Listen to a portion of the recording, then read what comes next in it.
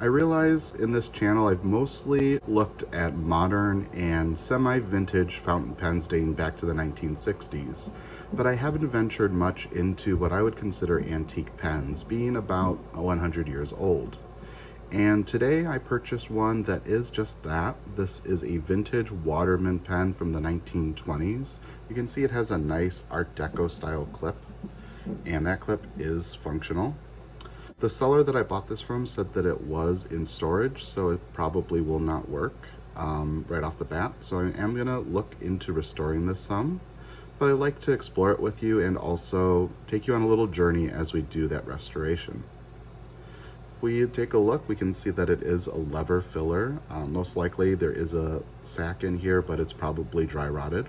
The bottom finial is flat and slightly rounded, and most of the pen is made out of this brown and gold colored celluloid. The top finial is also flat and it has a little metal cap. The cap comes off in about one turn, and you can see there are two holes to act as a pressure release for the nib. The nib is a 14 karat gold Waterman nib, and I'll try to include some images here so you can see the fine details of this pen. If you take a look, it is, like I mentioned, a 14 karat gold nib, and it does have some flex to it, so that should be fun to write with. I have already tried to remove the section, and it seems to be quite stuck. So we are gonna have to go on a little bit of a journey together to try and get that unstuck, replace the ink sac, and maybe find a few issues, hopefully not, along the way. So I hope you guys can stay tuned and we will go on this exploration together, and I hope that you guys find it informative and entertaining. Okay, so a little update on the section removal process. As I mentioned, it was quite difficult to remove this section. I went out and purchased a tool. This is a spark plug boot pliers. It's a plier with a pretty interesting profile that matches the section of a fountain pen pretty closely, and it has this nice rubberized finish, so it's not going to scratch it. I have already removed this section once, but I wanted to show you basically what I had done, which is wrap the section with the plier, just like that. Grabbed some gripping materials, and I just did light pressure, rotating as I pulled, and pretty soon the section came out. There it goes. So now we can see that the section has been removed. The ink sac is no longer attached. The remnants are most likely inside this barrel. Let me pull in some LED lighting. We can see, yep, there's definitely remnants in there. So we can try and remove some of it. Grab a little paper plate and a thin tool to use as a poker. This is just a chopstick. Let's see what comes out.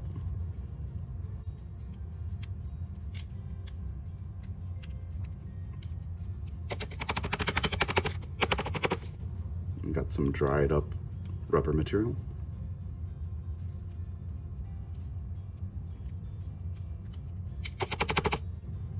So I'm gonna probably work on this a little bit and try and clean up the barrel, then I'll come back to you.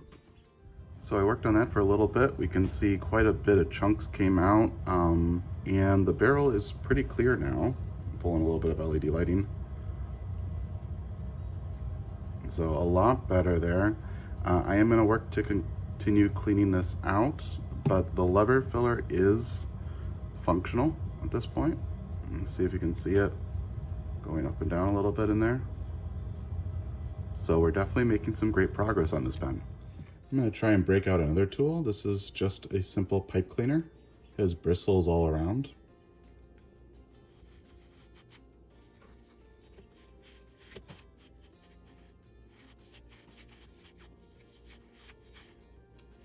Doesn't look like it's getting much more out.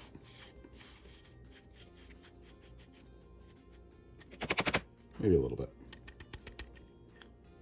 I feel like I'm not getting much residue anymore.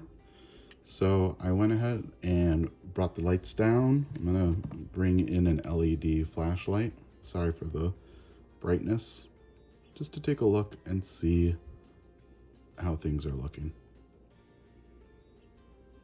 It looks quite clean going all the way down to the bottom, so I think we might be in pretty good shape here. Can even see the lever filler acting in the middle. It's kind of cool. I still see a little bit of residue up near the top, so I might keep working on that, but I think for the most part we have a pretty clean barrel. Online it says not to soak celluloid with water, but I'm going to just use a little bit of water here to help scrub the front end of this barrel clean. Again, I'm not soaking it as much as I am just trying to loosen up that residue. It looks like it is starting to come out.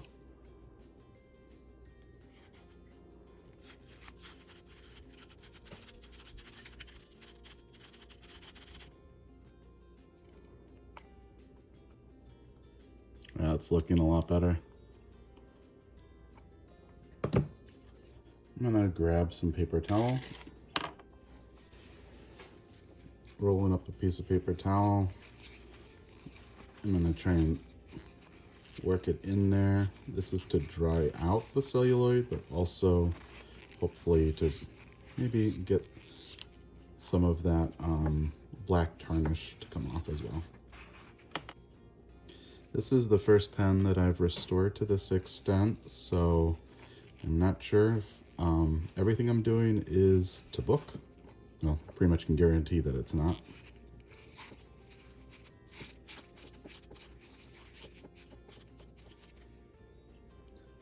But I am hopeful towards the end of this that we do have a fully functional pen that's in decent writing condition. All right, I think I'm gonna go ahead and stop there. Next up, we are going to focus on our grip section. There is a little bit of residue here and some flaking. Let me set this off to the side. I'm gonna start off just with a paper towel. Try and wipe it clean. Put a little bit of water on this.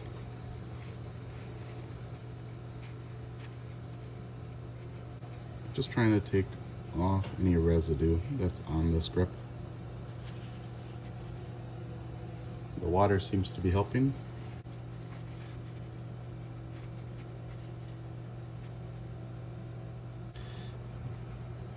If any of the people watching this video are familiar with pen restoration, especially vintage ones, please feel free to leave comments in the section below. I would love to hear your feedback, things that I could improve on, good hacks and techniques to try and clean these sections off, as well as that barrel. That barrel was a decent amount of work to get clean, and I don't think it is quite fully clean. There's still probably little bits of residue, but I don't think that's going to prevent this pen from functioning. I think that looks pretty clean. One other area of interest here is the nib. The nib does have a little bit of tarnish and kind of some white residue at the bottom. So I'm gonna go grab a polishing cloth and I'll be right back.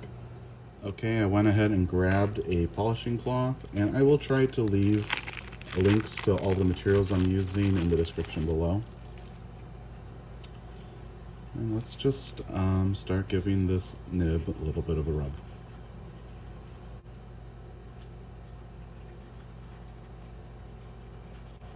Since this is gold, all you should need is a little polishing cloth with some rouge on it. Jeweler's rouge. You can see that there is already some tarnish coming off. Quite a bit coming off now.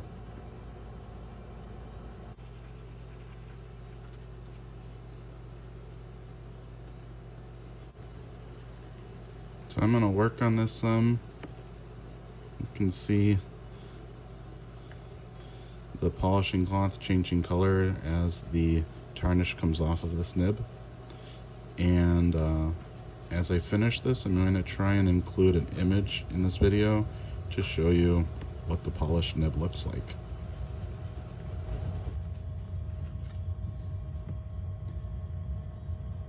Alright, I think that's gonna go ahead and do it for this section. So after polishing the nib up some, I decided to do a little bit more research to figure out how we can get the nib and feed out. I've been trying to pull at it and it doesn't want to budge from this section. And what I found is you can actually tap from the back to push the nib and feed through. A lot of people online will take big wooden blocks and drill holes into them to place and use as a jig. But I made a little mix-shaped jig here. I found my Wingsung 601 wrench actually fits the nib perfectly, where the nib slides through the hole, but then the section sits on top. We then grab a dowel that's about the same size as the back of the feed, and grab a hammer, a wrench, screwdriver, whatever, to bang on the top. Shouldn't require too much force. There it goes. And right through the hole came our feed and our nib. So I went ahead and polished this up. I'm just showing you kind of the procedure that I had gone through. And the nib is about as well polished as I can get it. Let me line these back up and put it back into the section. So I think that's about as good as I'm gonna get this section, and I'm gonna go ahead and stop there. Before we move forward, I'd like to go ahead and try this nib. So I think I'm gonna dip test it. We'll put it back in the barrel and bring in some paper. I have Waterman Intense Black, which is a nicely saturated black ink that is really easy to clean up with water, so I like to use these with my vintage pens. And let me go ahead and dip it.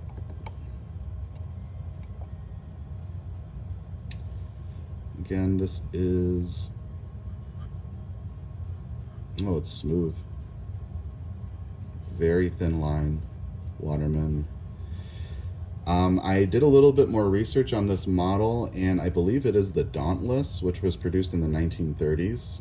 So that's, we can get a little bit of flex here, I can see.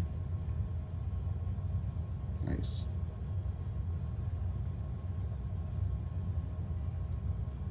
And it's springing back fast too. Let's see how much flex we have.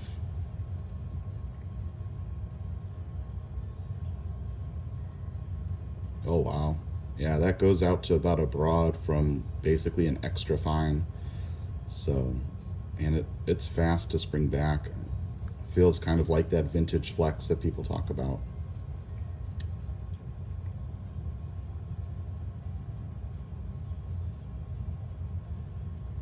I'm not into calligraphy.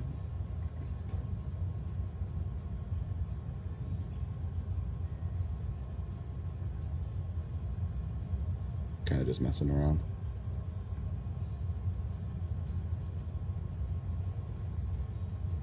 Actually, it's holding a lot of ink too for one dip.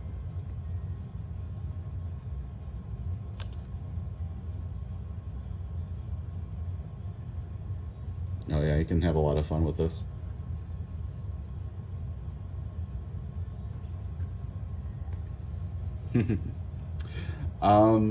So I'm excited. I think that's going to be a fun pen to use. Next step in our process for restoring this is going to be picking out an ink sac. I don't currently have any, but let's go ahead and measure the nipple that's on the back of this. That's what the ink sac has to go over. I'll pull in a pair of calipers. Let's turn this on. And we're going to switch over to inches. And then let's give it a measure.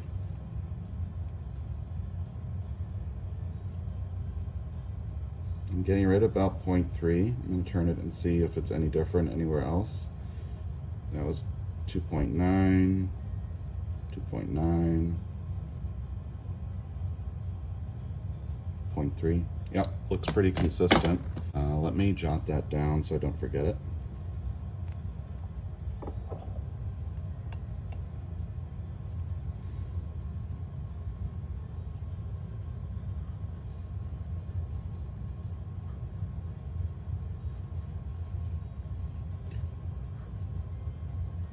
0.3 inches. Ink sacs are kind of strange. They're actually measured in 64ths of an inch. So we're going to multiply that by 64. And that is right about 19.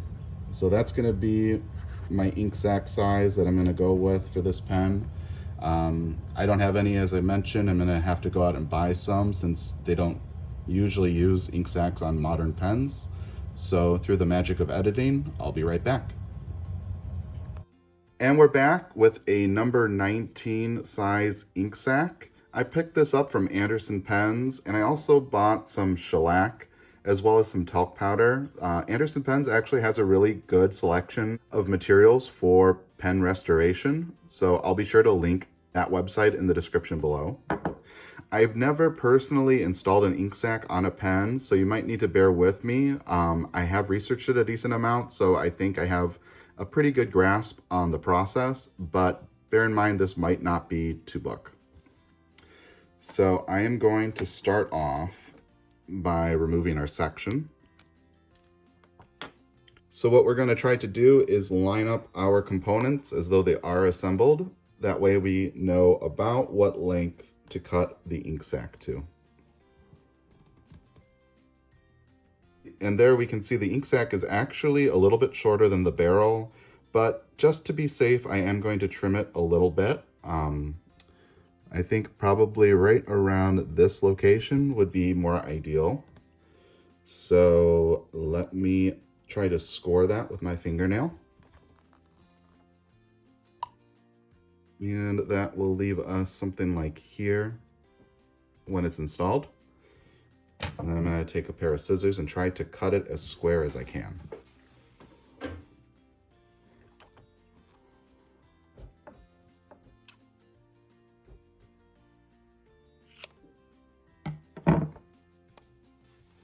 Great.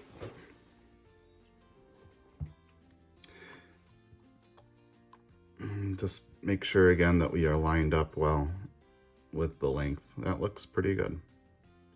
The most important thing, of course, is that the ink sac is within the length of the lever, so that the lever is able to compress and expand the ink sac. I'm going to put this onto some paper towel before applying shellac. I'll give the shellac a little shake.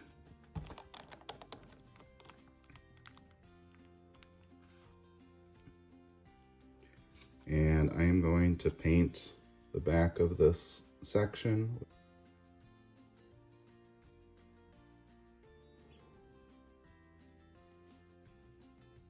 Looks like I got most of it there.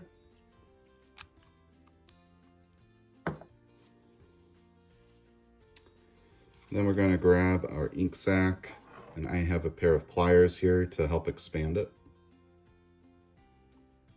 I'll put those in. Oh, trying to hold it with my finger maybe. Come on, slide out. There we go. All right, now we're in business. All right, it looks like it's on pretty well. I'm going to paint the outside of it too, to try to make sure we have a good seal and that this doesn't come off on us. Cool. So the shellac should take about 30 minutes to an hour to dry. So I am going to leave this there for now. And when we come back, we will try to ink up this pen. Okay, so I let this rest and dry for about an hour and a half, and the shellac feels pretty dry, so I think it's ready to be assembled back into the pen body. And before we do that, I am going to apply some talc powder, which is supposed to help keep the rubber sac moving freely and prevent cracking. So I am going to just dip this into the jar. And maybe I'll pick up a little bit onto my fingers and just get it nicely applied. I'll be sure to wash my hands after this. That looks like a pretty good coating. I will cap this back up. Okay, let me go ahead and grab our barrel. And what I like to do is have the lever facing up when you're looking at the nib. That way, if you're submerging the pen into ink, you can freely move the lever. So let's slide this in.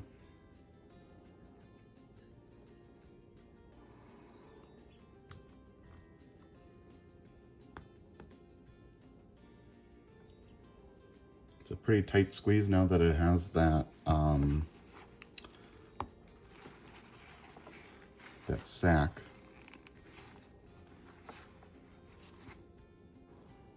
See if we can push this in a little bit further. I'm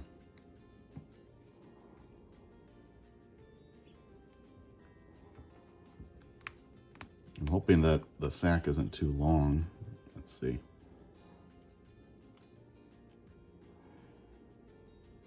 I guess there's a chance.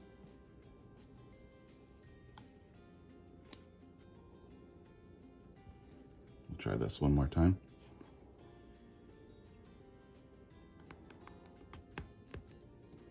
There, that looks a lot better. Just took a little bit of extra force. Let's see if the lever moves. Oh. I wasn't expecting as much spring back, but this is my first lever filler. Feels like it's working quite well. I think that I'm gonna go ahead and ink this up. So here again is Waterman Intense Black. I just put it in an ink miser to help me see how I'm filling. I am getting quite low on this ink. Let me open up the lever first.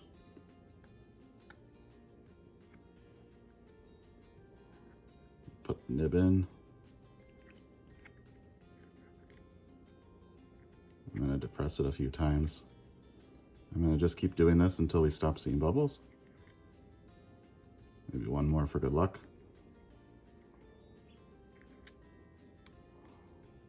It looks good.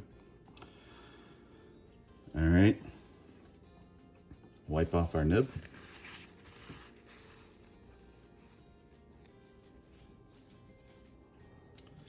Pull in some paper. Let's see how this works.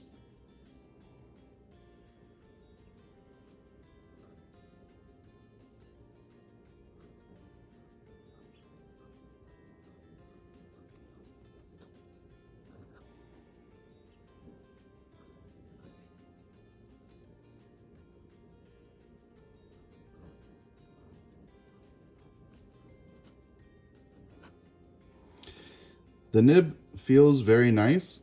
It is a very thin point. Flow actually seems pretty good too. It does have a decent amount of feedback, and that's to be expected considering how thin this tipping material is. But it is not scratchy. It just has, you know, a moderate amount of feedback, about what I would say a little bit less than a number 2 pencil. And as we saw, it does have some flex to it too. I was pushing it a little bit as I was writing. My normal writing looks more like this.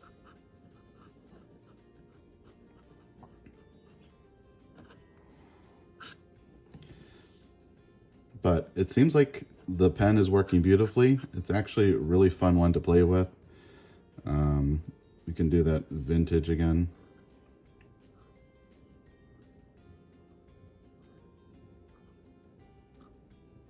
You get a lot of contrast in your writing with this nib.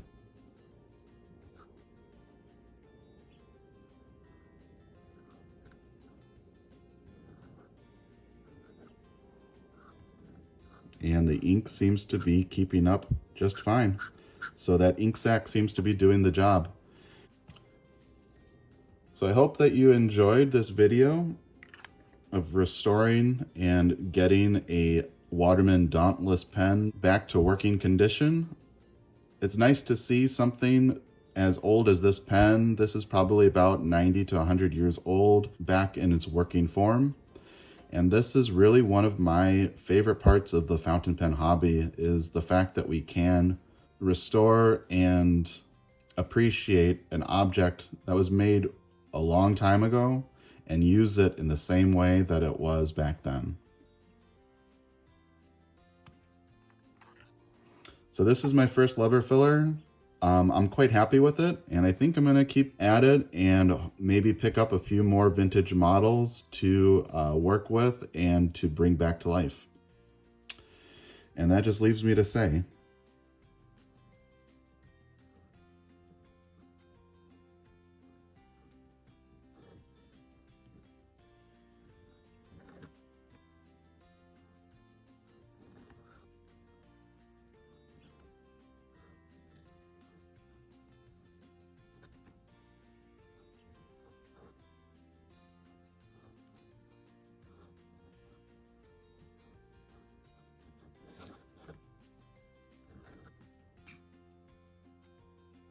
thank you for watching.